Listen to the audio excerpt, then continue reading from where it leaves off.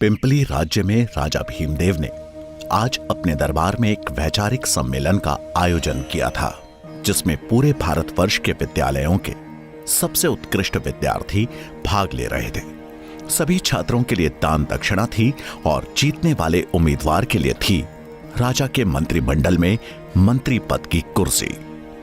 महामंत्री कृष्ण स्वामी सभी प्रतिभागियों से समाज के हित के बारे में प्रश्न पूछ रहे थे। क्या नाम है तुम्हारा? मेरा नाम ज्ञानेंद्र है। अच्छा, ये बताओ कि सबसे ऊंचा क्या है? पर्वत। नहीं, स्वाभिमान। सबसे तरल क्या है? जल। नहीं, मनुष्य का हृदय। लेकिन अभी तक एक भी प्रतिभागी ऐसा नहीं मिला था जो उनके प्रश्नों के संतोषजनक उत्तर दे सके।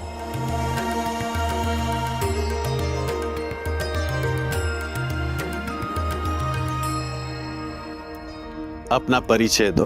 मैं चाणक्य पुत्र चाणक्य इस सम्मेलन में अपने महान विद्यालय तक्षशिला का प्रतिनिधि बनकर आया हूँ। मेरे शब्दों से तक्षशिला का सम्मान बढ़े, यही मेरी इच्छा है और लक्ष्य भी। अब मैं कुछ प्रश्न आपसे भी पूछूंगा। ये बताओ कि सबसे बड़ा शत्रु कौन है? अहंकार। अहंकार से बड़ा कोई और शत्रु नहीं। अच्छा, ये बताओ कि सबसे बड़ा धन क्या है? विद्या। विद्या ही सबसे बड़ा और अनमोल धन है। राजा भीमदेव ने उस उत्तर में कोई रुचि नहीं दिखाई। उनके लिए एक राजा के राजकोष का धन ही सबसे बड़ा धन था। और सबसे बड़ा वीर कौन है? दानवीर। चाणक्य का यह उत्तर राजा भीमदेव को चुभ गया। उन्हें लगा मानो चाणक्य उनकी संपन्नता, उनकी वीरता का उपहास कर रहा हो। रुकिए महामंत्री, इस ब्राह्मण बालक से अगला प्रश्न हम पूछेंगे। बताओ बालक, शास्त्र बड़े या राजा? महाराज की जय हो। शास्त्र ही साम्राज्य की नींव रखते हैं और साम्राज्य राजा की, इसलिए सबसे पहले शास्त्र। तू अपनी सीमाएं भूल रहा बालक। तू एक भिखारी है और यहां दान मांगने आया है। चाणक्य को यह बात चुभ गई। राजा ने सिर्फ उनका नहीं बल्कि तक्षशिला का भी अपमान किया था। मैं तक्षशिला से यहाँ दान लेने नहीं आया था महाराज। मुझे लगा था यहाँ ज्ञान की पूजा होती है, पर मैं गलत था। जहाँ शास्त्रों का मान नहीं, वहां मैं एक क्षण भी रुक नहीं सकता। रुक बालक, तुझे जाने की अनुमति किसने दी? राजा भीमदेव का क्रोध सातवें आसमान पर था। वो तलवार उठाकर जैसे ही चाणक्य की ओर बढ़े तो महामंत्री कृष्ण स्वामी हाथ जोड़ उन्हें रोकते हुए बोले, महाराज, आप तो दयावान हैं, ब्राह्मणों का आदर करना जानते हैं। इस बालक की ब्रह्म हत्या का पाप अपने सिर पर क्यों ले रहे हैं?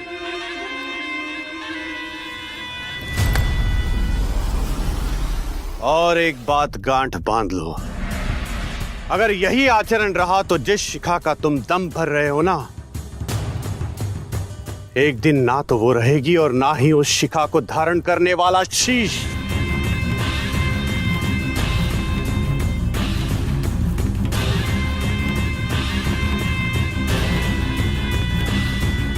इस बात को कुछ साल बीत गए। भीमदेव के दरबार से निकाला गया तक्षशिला का यह छात्र आज उसी शिक्षा के मंदिर में आचार्य चाणक्य के नाम से प्रसिद्ध था।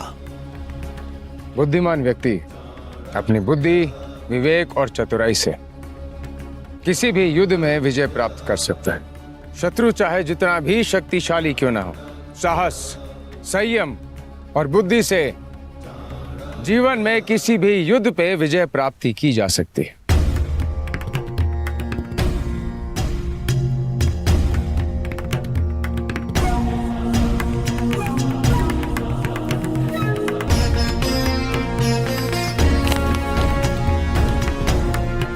खबर सुन चाणक्य चकित रह गए। सिकंदर कभी भारत पहुंच सकता है और ये सूचना अति शीघ्र महाराज धनानंद तक पहुंचनी चाहिए। आप तो जानते हैं ना, धनानंद कैसा राजा है और भला वह आपकी बात क्यों मानेगा? मैं स्वयं महाराज के पास जाऊंगा अखंड भारत का प्रस्ताव लेकर। मेरा सुझाव मानिए, आप अपना कार्य कीजिए। बच्चों को शिक्षा देने का कार्य, उसी में भलाई है आपकी। आचार्य ब्राह्मण का कर्तव्य होता है लोगों का मार्गदर्शन करना, और यदि महाराज धनानंद अपने मार्ग से भटक गए हैं तो ये मेरा कर्तव्य बनता है कि मैं उन्हें सही मार्ग दिखाऊं। मैं आज ही मगध के लिए प्रस्थान करूंगा।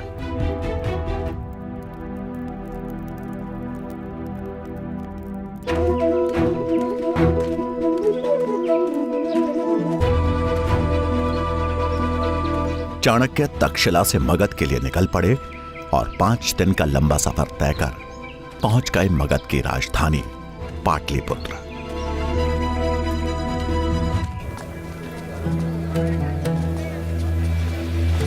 उन्हें नगर में कदम रखे कुछ ही क्षण हुए थे कि पाटलिपुत्र की जनता पर हो रहे अत्याचार का सच उनके सामने था।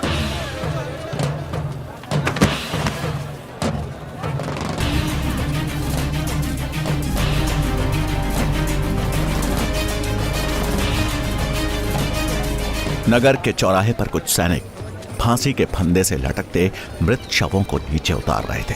ये देख चाणक्य को समझने में देर नहीं लगी कि उन्हें सामूहिक मृत्यु दंड दिया गया है। और कितने लोगों को खोना होगा हमें, और कितने लोगों को मारोगे? अगर हम कर नहीं दे पाए तो क्या सारी प्रजा को मारोगी? ज्यादा बात करेगी ना तुझे भी फांसी पर लटका दूंगा। माता संभालिए शैल को। उठिए उठिए उठिए। मैं महाराज धनानंद के दरबार जा रहा हूं और मैं आपको बचा लूंगा। मैं उनके समक्ष प्रजा की पीड़ा अवश्य रखूंगा। तुमने इतना कह दिया वही मेरे लिए बहुत है, पर वचन मत देना। तुम्हारे अंदर बहुत करुणा है बेटा, पर तुम जिसके पास जा रहे हो उसका लहू पानी बन चुका है। अपने अनुभव से कह रही हूँ। तुम्हें देने के लिए मेरे पास अगर कुछ है सिर्फ आशीर्वाद है। उस औरत ने उनके सिर पर हाथ फेरा और चाणक्य दृढ़ संकल्प लिए चल दिए राजमहल की ओर।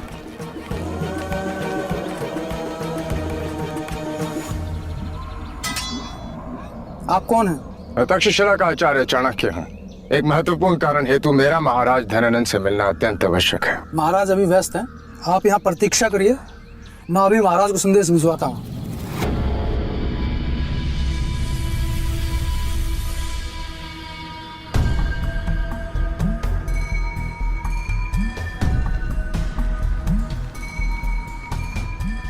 प्रतीक्षा करते करते शाम हो गई। चाणक्य को समझ आ गया